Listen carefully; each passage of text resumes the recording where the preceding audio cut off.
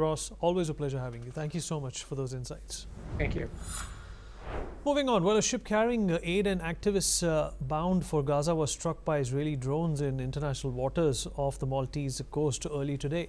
The Freedom Flotilla coalition, which organized the mission, confirmed the attack. The ship was named the Conscience, and it sustained damage from 2 drone strikes targeting the vessel's generator, leaving it without power and at risk of sinking.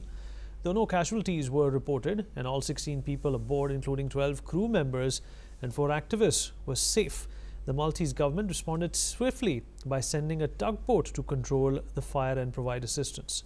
The Freedom Flotilla coalition accused Israel of violating international law and demanded that Israeli ambassadors be summoned. This attack comes as Qatar and Egypt mediate a potential truce to end the Gaza conflict, which includes proposals for a formal ceasefire, the release of hostages, and a full Israeli withdrawal from Gaza. Here's what a Swedish activist, Greta Thunberg, had to say on this. A ship carrying humanitarian aid to Gaza was attacked by 2 drones on international waters off the coast of Malta, and 30 people were on board, and this attack caused an explosion and major damage to the vessel, which made it impossible to continue the mission.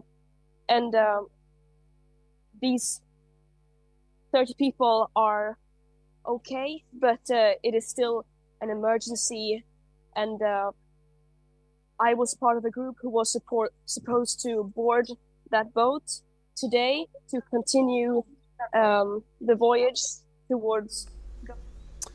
All right, Anat Bernstein, Riker, president of Israel Asia Chamber of Commerce, is joining us from Tel Aviv at this point in time. Anat, appreciate you speaking with NewsX World. Of course, Greta Thunberg over there accusing Israelis of targeting this particular ship. What do you think actually transpired here? I mean, first, Israel didn't confirm that Israel attacked the ship, although it might be, of course.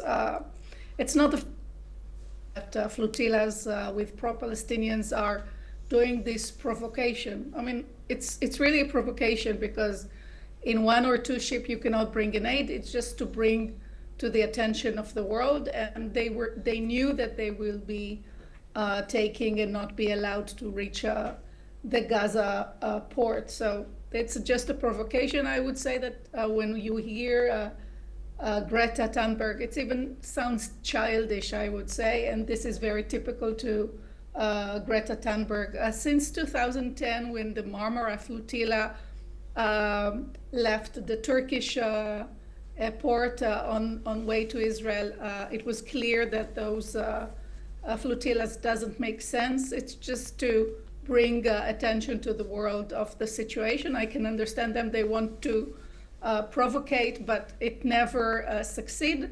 And in many times, those ships are carrying actually arms and ammunition to Gaza. So definitely Israel cannot allow those ships to reach the Gaza beaches.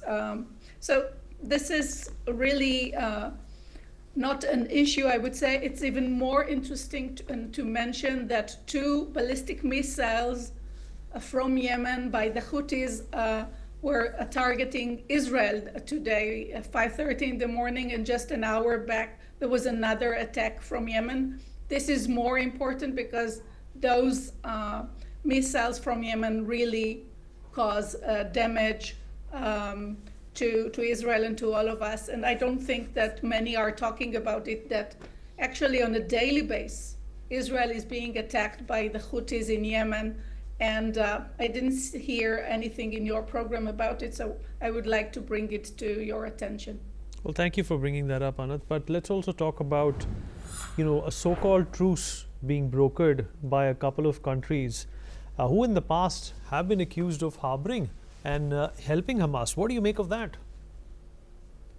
I wish we would have a truce. I mean, I think that Qatar and Egypt and US are trying to reach a ceasefire. We still have till date 59 hostages held by Hamas. Out of them, 24 are alive, and we need to release them after 18 months of inhuman conditions that they are kept in Gaza.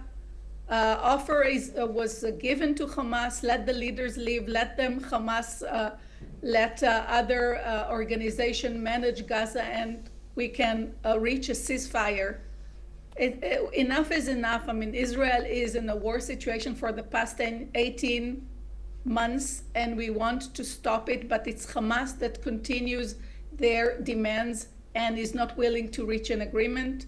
I wish they will come to some senses and stop this crazy situation. Anat, always a pleasure having you. Thank you so much for speaking with us.